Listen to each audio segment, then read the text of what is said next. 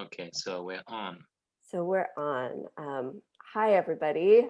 My name is Clare Robinson, and I'm the Director of Advocacy at Scholars at Risk. As those of you who are already on the call just heard, we are recording this webinar.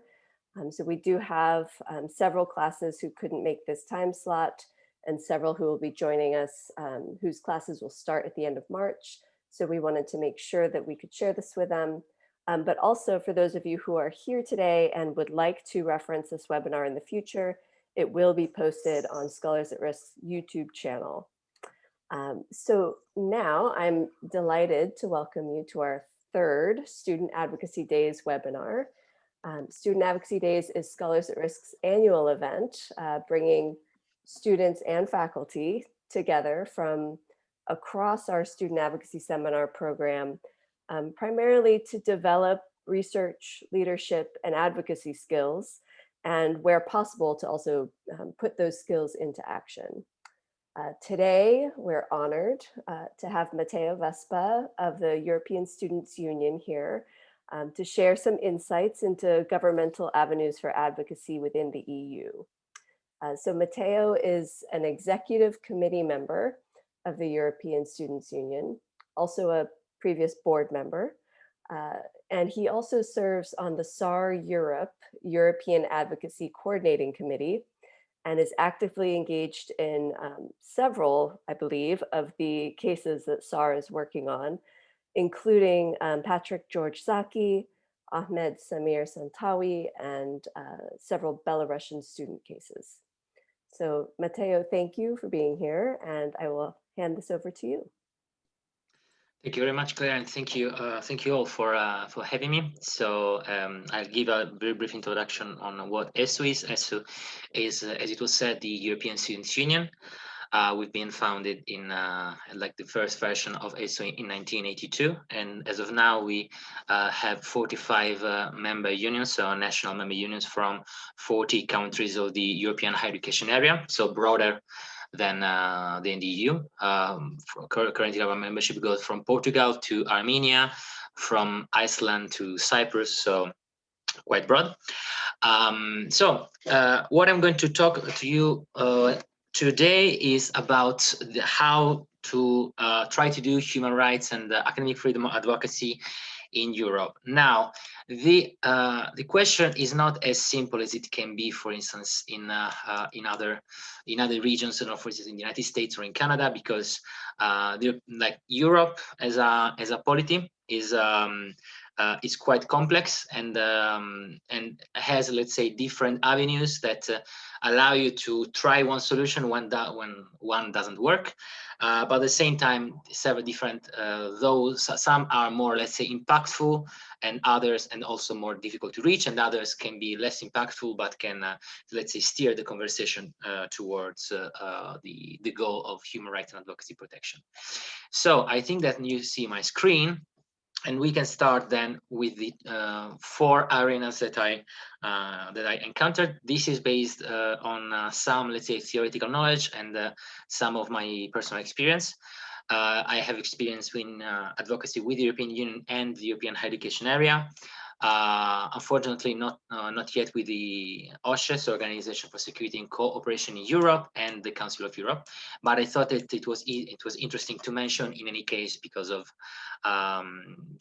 possibility, because in any case those possibilities do exist. So I'd start with the first question to be asked is what does my case deal with? Because depending on that, also like the forum that can be used, the actor that needs to be called and to be questioned is different. It's a different thing, for instance, that there is human rights infringement within EU member states. It's different than if you had it human rights infringement outside of the EU, but within the framework of the continental Europe, so the European higher education area, for instance, if you're talking about academic freedom. It's different if you're talking about, for instance, EU or citizens of one European country that has their the human rights infringed in a third country. It's still different if this is the case of Patrick Zaki and Ahmed Samir. If you have like a third national that is studying Europe and has their human rights situation infringed in their home country. So this means, I mean, this is the first thing, and that also allows you to see what kind of tools can be used. I'll start with the most complex one, which is the European Union, which is also the one that I know best. Now, we have 4 possible institutions that can be addressed, and with the hope of having at least a little impact. Let's say the first one is the Court of Justice of the European Union. The first one means that their decisions are directly enforceable by the national judges, and it's a judicial remedy. So it is impactful, but it is long, and it needs to be started by the national judges. And you can use that if there is, for instance, a violation of human rights within a European country, and this goes against the European Union laws. And so basically, this was done, for instance, for the Central European University, for the so-called like CU in Hungary, which was basically declared by the Court of Justice as against the European law. But it also makes you see what are the limits, because it could not be appealed, let's say, straight away from the activists, but you need to have a case. So start a case, have a lawyer, the lawyer asks the judge to do that, etc., etc. And it was also quite late, because in any case the CU was already moved in Vienna even before the ruling for the court was issued. So I put in purple basically what are like the avenues to, like let's say, the entry point or the pressure point that can be useful. Then you have the European Commission, which is quite powerful. And for the European Commission, it is easy to enter through the MEPs, or if you have contacts like with the associations that have a direct involvement with the different, let's say, ministries. The ministries are called DGs, Directorate Generals. But the MEPs can also ask questions, written questions, oral questions during the audits of the Commission. So basically, the relation between the European Commission and the Parliament is similar to one that exists normally between a Parliament and the government, especially in parliamentary systems of government. On that, I identified 4 possible entry points. So 4 different people. We have 2 vice presidents. The vice president for values and transparency, which is now Vera Jourova, which is useful because she doesn't have, as far as I know, behind her a director general, so a ministry, but she's the one that, for instance, oversees the new EU Democracy Action Plan, which is useful both inside and outside of the EU. And so it should be quite receptive for human rights infringement also outside of Europe. If we're talking about a third country, of course, the High Representative of the Union for Foreign Affairs and Security Policy, so basically a EU Foreign Minister, as of now, is Josep Borrell. Should be quite responsive, and also the Commissioner for Justice can be useful, because he is the one that basically deals with violation of fundamental rights within the territory of the European Union. If we're talking about academic freedom and so also education-related issues within the EU, in this case, also Maria Gabriel, who is the Commissioner for Education, Youth, Sports and Culture, can be someone to try to appeal to. And also linked to, let's say, executive agencies, or not executive agencies, but executive branches, let's say, that can be that are more administrative, but that can be easier entry point than the cabinets of those vice presidents or commissioners. We have the DG which is let's say, the Ministry of Education and Culture at the EU level. Each DG has heads of unit that and heads of department that deal with specific topics. So the most important thing is to find who is the right person that you want to contact. There is a so-called Who is Who in the EU. There's a site called Who is Who to see who is who at the European administration. And the other is the European External Action Service, which is basically the network of representations of the EU in third countries. So they function like embassies, basically. They are independent from the national embassies, and they are at the service of the High Representative for the Foreign Affairs. So it's also an interesting entry point, because both the EAS, so the European External Action Service, and the member states are committed with this EU Democracy Action Plan and have a role in that. They, for instance, normally go to see, for instance, the hearings of the arrested people, of activists, when it is possible to go there. They went, for instance, for several times for Project Zaki.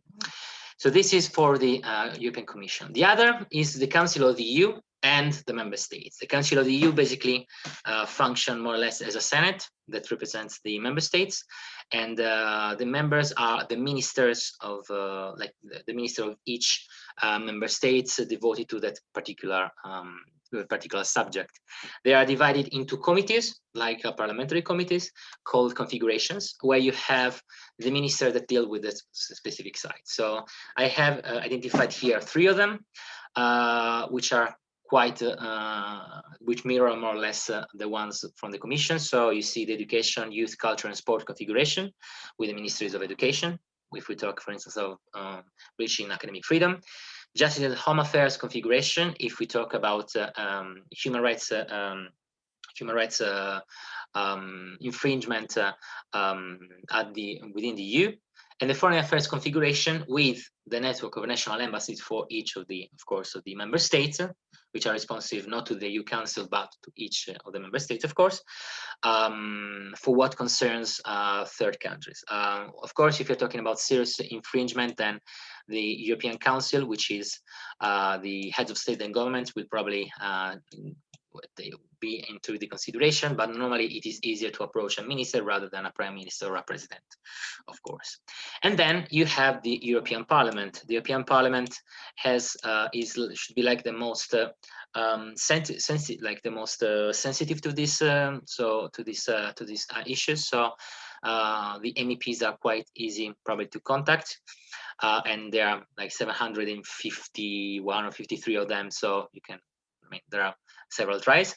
And here I found, I listed what are the committees, the parliamentary committees that can be interesting. So the Cult Committee for Culture, DRAC Committee for Human Rights, Libe Committee for Justice and Home Affairs, and AFET Committee for Foreign Affairs. And if you're talking about, and this was useful, for instance, on the case of Belarus, if you're talking about something concerning a third country, the European Parliament has basically parliamentary delegations that deal with the relations with third countries. So, for instance, there is an EP delegation for Belarus, and for instance, I talked with the president of this EP delegation about the Belarusian situation. Okay. As I said, the European Commission is easier to access from the MEPs. Of course, the Council of the EU, the member states then, and the European Parliament is easier if you're not let's say a European organization to access through your national constituency. The Council of the EU, I don't think it's quite responsive to European organizations, but it can be from the member states. So if you're not Austrian, it is easier that your Austrian representative, like your Austrian minister, responds. And and for the European Parliament, it might be also the same, that maybe it is easier that if you don't have like a structured organization, that you contact the members, the MEPs of your country, because then you are part of their constituency and they might care more. With the Council of Europe is less, let's say, powerful tool, but at the same time it has like highly moral value for what it's worth. There is the Parliamentary Assembly of the Council of Europe, and many of the subcommittees of the Parliamentary Assembly deal with human rights. So I will, instead of like linking all of them, I will just suggest you to go and and talk about and see what are the committees that can be interesting. And then the really important tool of the European Court of Human Rights. This one is very powerful, but has a problem. The European Court of Human Rights is the court that basically decides upon the infringement of the European Convention of Human Rights. But it can be accessed only when the national judicial remedies are all finished. So takes quite some time. It's really the last resort. Okay. Moving on to the one that I know less, so the Organization for Security and Cooperation in Europe. To be fair, as far as I know, they are not quite a strong organization, not because of lacks from their part, but because of lack from the member states to invest in that.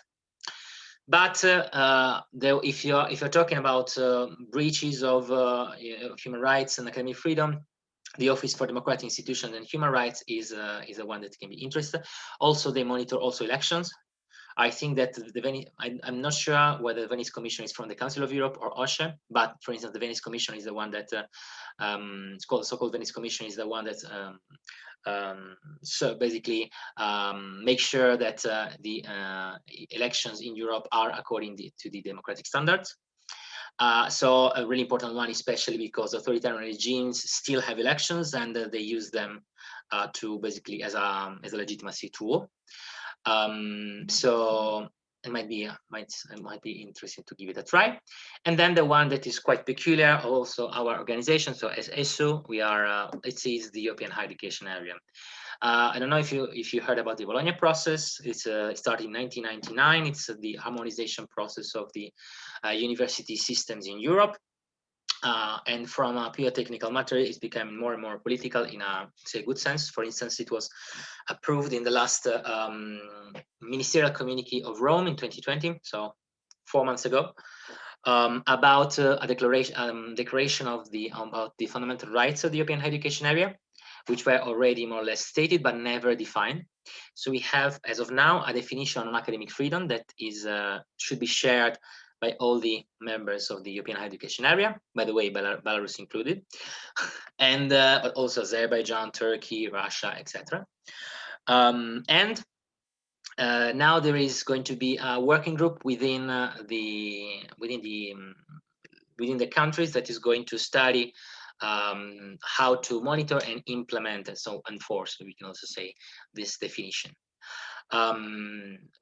This is just an example. Now we have 2 levels here that you can contact. One is the higher education minister representatives. Just to give an example, just to make it clear, basically the European Higher Education Area works like that.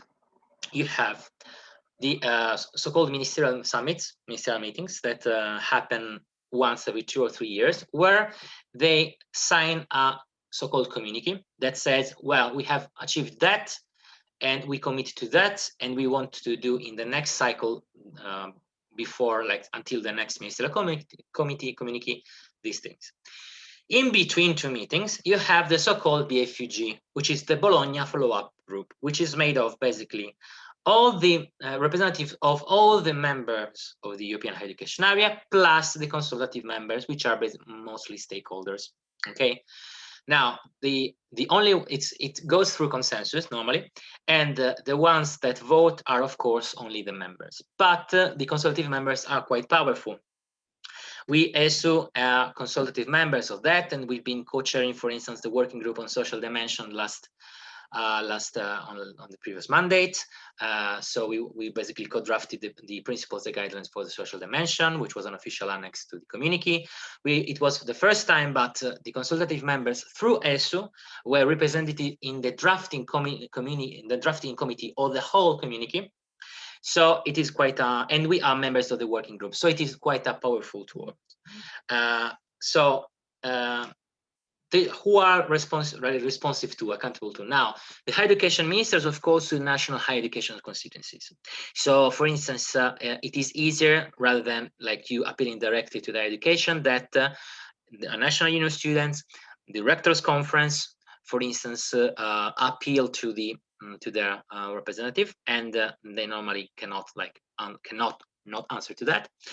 The consultative members are responsive to their European stakeholder constituencies, meaning that in the case, for instance, of ESU, if a student, for instance, for Europe, or if someone that contacts us for something related to students, we answer them. So that was means European stakeholder constituencies. That it is not, if it is not that important that you come from Austria or from another country, but we are responsive to our constituency, which is students at the European level.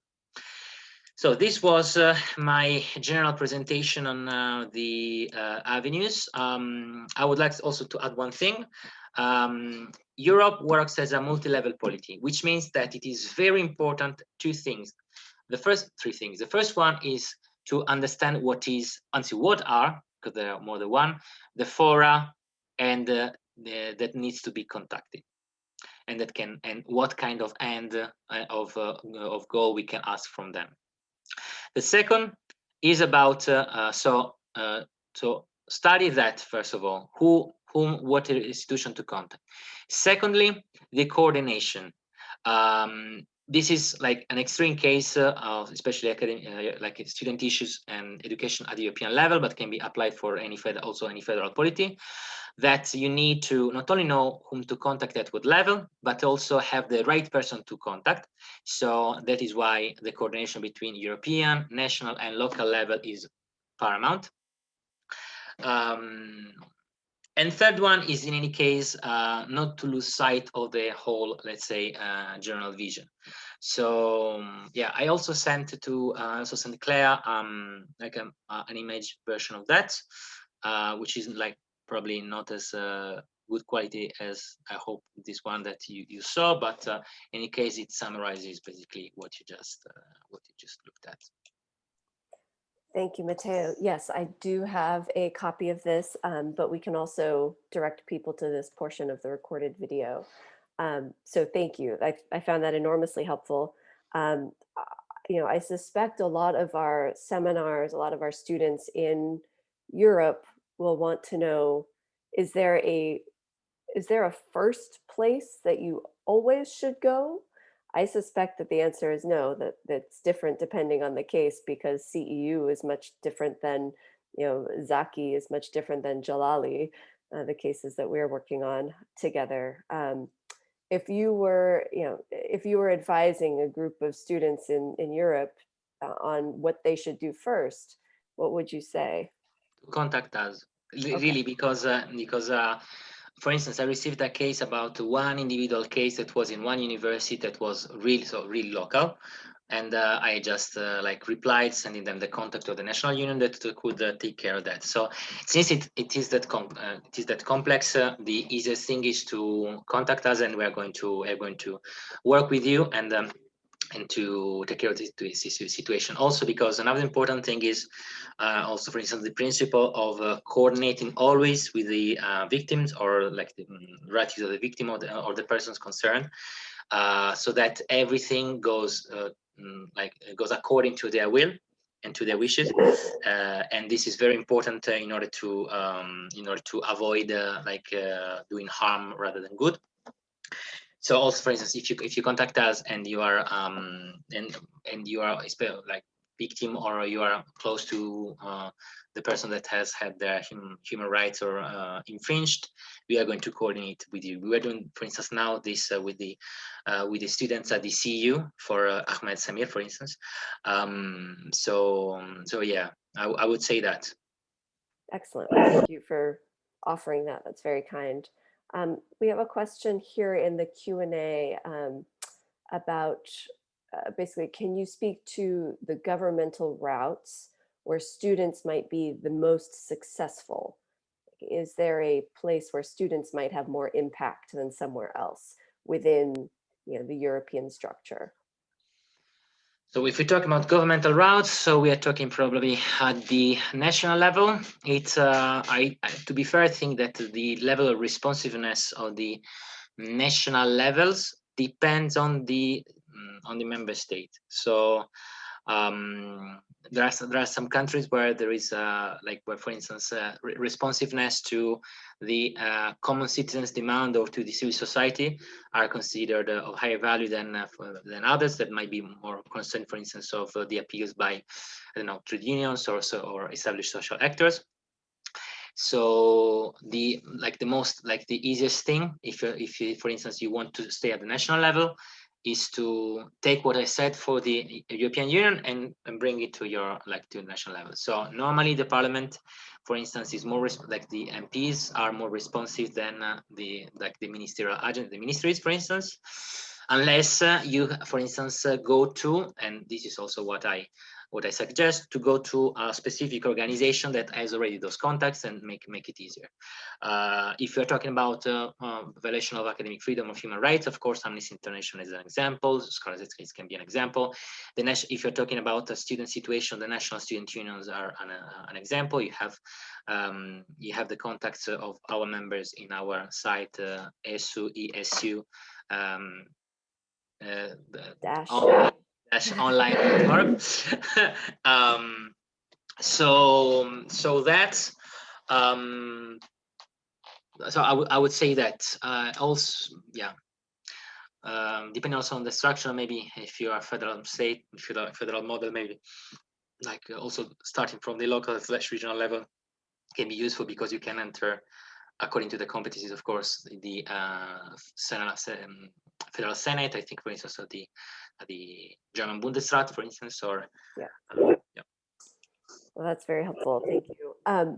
Can I ask about maybe a specific advocacy action that you or that ESU has taken in the past that was successful? It doesn't have to be on a case. If it is, great. But can you reflect on something that you did that went as you hoped? Recently, we had an issue in Montenegro, where basically there was a motion of censorship for the rector, to oust the rector, and that was also supported by the student parliament there. And basically there were attacks by the rector to the student union, also in the national media. We coordinated with them, we released a statement, and it seems that basically as of now it has worked, because it convinced also the parts of the academic senate to oust him, and now there is an acting rector. So this is like an easy example. Another issue where we had quite for instance a response, but it was almost 10 years ago, so I don't know what was the outcome. But for instance, there was a law in Hungary that didn't allow students from some background, I think called medicine, for instance, to leave the country for a certain number of years, to avoid brain drain, basically, unless they wanted to pay back all the money, all the grants that they were given. We wrote to I think it was 2012. We wrote to the commissioner that answered that it was needed to be within the limits of the that it legislation needs to cannot how can I say, cannot go against the principle of free movement within the European Union. So, for instance, on that, one thing that could have been done, I don't know if it was done, but was, for instance, to start a legal action on that, and go to the Court of Justice of the European Union and deem it, for instance, excessive, because so this is an example. But the real truth is that the human rights advocacy is very it's very tiring, meaning that you need to do that much, and most of the times the results are not as much as you would like. Nevertheless, someone needs to do it, and even one tiny betterment of the conditions of a person that is sees their violation, their human rights infringed, is can be seen as a small victory for the organizers and for the campaigners, but it is a huge step for the person and the victim concerned. Yes, it's important to maintain focus on the individual who we're working for as well, and not not necessarily just see them as a case, but really see them as a person and understand how this physically could impact their day-to-day life. And so anything, as you say, a small step can mean a lot for that individual. We have another question in the Q&A about the relationships between like the national states that are working on cases or working on issues and the EU. So, for example, with Zaki, how has Italy approached that, approached his imprisonment, and do they work in tandem with the European Union? Do they communicate? How does that work? Is there tension, or are they all on the same page? If it's difficult to speak about Zaki specifically, even speaking about it, more generally would be helpful, because I know that a number of students, are looking at approaching both. And so, do you first approach Italy and then approach the EU? Do you approach them at the same time, knowing that Zaki's situation is dire and we want to do as much as we can, as quickly as we can? What's your advice in navigating all of that? Okay, so the first thing to say is that I've been following like Patrick's case since day one, because I was like from 2018 until basically 31st of December 2020, I was the international officer for the Italian national union students. So I've been following from that side, but we've like cooperated with ESU and in that, and not only, I'm going also briefly to talk about the solidarity, the global solidarity campaign for Patrick. So I can go more into detail on that. Now, the issues that normally the European institutions don't act on things unless there is either the consent of the affected member state, or if you're talking about something like about a third country, where they act only if there is a consensus on that, because of the majorities, because basically for foreign affairs about the within the EU there is basically a unanimity or a consensus principle, so everyone has the right to veto. Now, there is not a tension between the advocacy from Italy and advocacy of the EU, meaning that both of them ask for his liberation. Also, the Italian academic community has been a part, of course, of the students. We've issued several appeals for his liberation, also the National Council of University Students, but also the academic community at the national and European level has been quite active. Apart from ESU, also European University Association, triggered by the University of Bologna. The rector is calling for his liberation since the very beginning. Also, the possibility for him to come back to attend at least online classes. I'm going to talk about that later, because I think it is a quite overlooked point that needs to be further focused on. Also, the Italian Rectors Conference, etc. The real problem is, and also there has been, for instance, a resolution by the European Parliament about the Egyptian Initiative on Personal Rights, which was the NGO for which Patrick Zaki was working. There has been, so let's say that there is also from the side of the European Commission, there has been an answer that they have a focus on that, etc. On concrete terms, though, what does that mean? And that's the problem. That for sure, when it is possible, the ambassadors from mainly the Western countries, so also Italy, but not only Italy, also other countries, go to the court rulings, which means when they are open to the public, because due to COVID, not all of them, mostly actually are not open to public, but some of them are. Now, the problem is that, so to understand that basically there is the international attention to that. The real problem is that we have seen, for instance, with the case of Giulio Regeni, where there is a clash between the Egyptian and Italian judiciary branches. I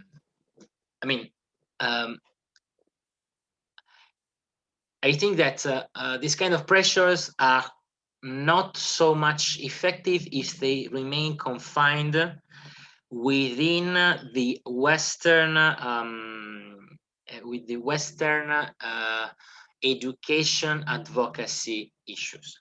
Meaning, if the economic interests of the country that is violating human rights are not, let's say, are not tackled, then why should they abide to that? For instance, not for sure, not for prestige reasons, because of course of the, I mean, it's they are like, they operate also in terms of prestige in two different spheres. So for instance, we don't know whether it was truth or not, but it seemed that the liberation of the AIPR personnel happened because it was a way to grease the oils, to grease the engine, let's say, for Al-Sisi's visit in France, where there was a trade deal.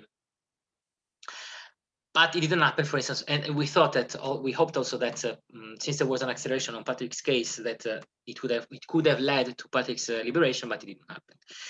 So the first thing is that it needs to overcome the, let's say, the human rights sector, and also address the economic interests. And here is also a problem, because unfortunately in Europe, especially when we talk about arms, so weapons, and when we talk about like a heavy industry, so the ones that is still very linked to the state administrations, there is a free riding and there is competition.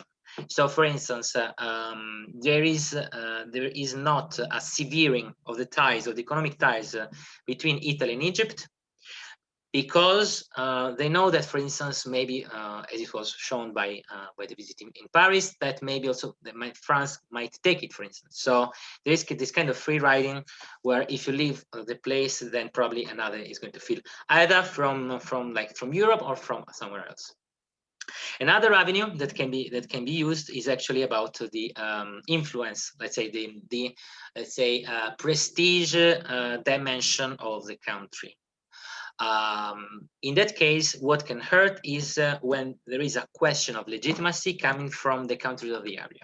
So, for instance, let's take Egypt. Egypt is both a Pan-Arabist and Pan-Africanist nation normally. So I don't know about Al-Sisi, but like historically it has been so, meaning that their spheres, say, of projection, also of prestige and power, is Middle East and Northern Africa and Africa as a whole. So what we tried was that, for instance, from the All African Students Union, which is a continental organization for students unions in Africa, and 30 of their members sent a letter directly to Al-Sisi asking for Patrick's liberation. This was, for instance, first of all, an interesting step, not only because of global solidarity, but also because the campaign basically crossed the Mediterranean and entered the continent and the, geopolitical, let's call it like the sphere where Egypt runs. So it is easier, for instance, that if Egypt is questioned by African governments or Middle Eastern governments, it is easier that this might annoy them more than, I don't know, if the US does that. Okay. The last thing that I wanted to underline again is about what I said before. So what it seems to us as a small victory can be seen as a huge improvement. We saw, for instance, with Ahmed Samir, he was some days ago released from solitary confinement, and he could also enter the canteen, etc. Which means in any case that it was a little bit, and he could also see his mother for 20 minutes. Not much, but still an improvement. Now, I don't know if Patrick is going to be released soon. But one thing, so having in any case the point that we need him to be freed, a middle, let's say, goal that a middle goal that we can have towards that is an improvement of his conditions. One of the things that he's been asking for throughout all this year was to come back at following their classes, his classes. Now, also, the rector of Bologna wrote the Egyptian ambassador calling for that, and I think that if we manage to make him access the online courses, because as now, of course, due to the pandemic, the classes are only online. So if we could manage to have him access to the courses, this would have a triple effect. The first one is a let's say mental health issue, because because he wanted to start back studying and he didn't want to miss the year, and so this is the first thing. The second thing is about let's say also we can also call it like an informal health check, meaning that maybe maybe you cannot be able to see him or maybe to hear him, but at least there should be an informal possibility to check on him, since there has been weeks, especially in the past, where we didn't have any information about his condition. And the third one would be also how can I say, a way to not to waste, let's say, the time that he's spending in jail. Also, because to be fair, even if he was released, probably he would need to stay, in any case, to stay in the country for the trial. So in any case, like, the fight for his comeback to Italy is going to be long, even if he's going to be released, probably. That's really helpful, especially since we have a number of students working on this case right now. So in terms of practical steps, so students who are, writing to their government officials, students who are doing social media campaigns, are you recommending that they shift the focus, not necessarily let go of the request for release, but also include in their request that he be able to access For online sure, classes? exactly. For sure, not leaving the liberation, but adding this point. Also, we are in contact with with actually both campaign, Ahmed Samir and Patrick Zaki's campaign. So, or people that are leading some parts of the campaign. So we can also provide access and contacts, etc. But to be fair, what we need now are new ideas and because it's been like 1 year, and we've tried basically all the options that were as of now possible to us to try to influence the situation. So we have the capacities, we have the contacts, but we need new ideas that can be useful and that we can use to do the advocacy, and like it is like fresh minds that that have a fresh perspective on that can also provide it. Well, hopefully we can come back to you in a couple of weeks or months with some new ideas. But thank you for offering to use your capacity and your contacts to further the case. Can I ask, from being that I'm in the U.S. and a number of our students are in the United States, do you have similar recommendations there? The call globally should be for the same steps in Patrick's case? Well, the US in any case is still like one of the most powerful states. So having, for instance, I mean, I would say the Department of the Department of State is called like the Secretary of State. Motion in Congress, motion in the Senate. This can be something that can be useful. I think that there were some already released. Also consider that Scholars at Risk, thanks to Scholars at Risk now, Harvard is part of the. No, it was for Mahed Jalali, so it's another thing. Harvard, yeah, Jalali. In any case, for instance, also the sponsorship by American universities can be something useful. Of course, we're not talking like offering him, as of now, offering him like a professor position, because he's still a student/scholar, because it's more or less a PhD. It's quite complicated, but in any case, involved in the academic community, there can also be useful. So, I mean.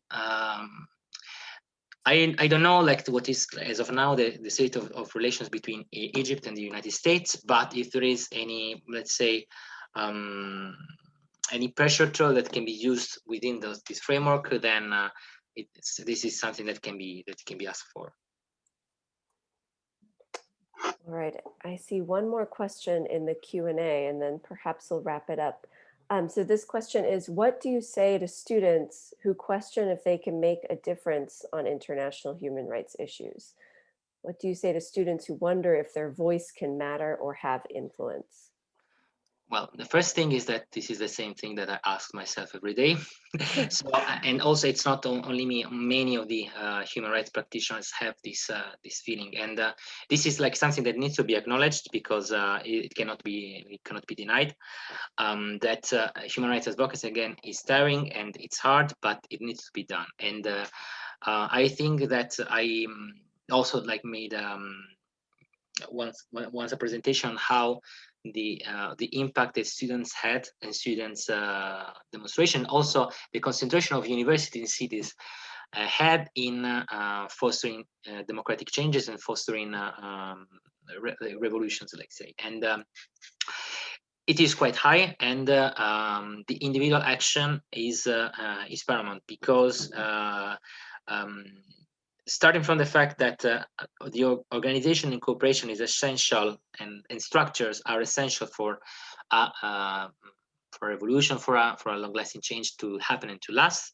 In any case, the space of individual action, especially for triggering the process, is very important. We see that in Thailand, for instance, when about the protest, we see also that in Myanmar. We see that what's happening in India, for instance. So I would say that the individual voice matters, but organized individual voices matter still more. So my suggestion would be, consider that this let's say frustration in I don't know whether my voice can count is going to be there always until you win your campaign. It's common to all the, let's say, practitioners in the field, so you're not alone in that. Start and especially be active in raising the issue and connecting with also existing organization that might help you in that.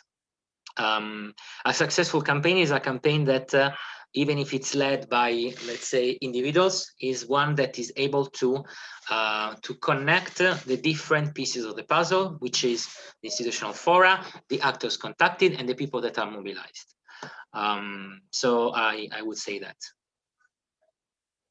I think that's a wonderful note to end on. So thank you, Matteo. And thank you so much for your time and for your guidance, for those who are here today, but also for those who will be watching this later. And I'm looking forward to working more closely together on a number of these cases. I think we will do great things. Looking forward to that too. Thank you, Matteo. Take care. Thank you very much.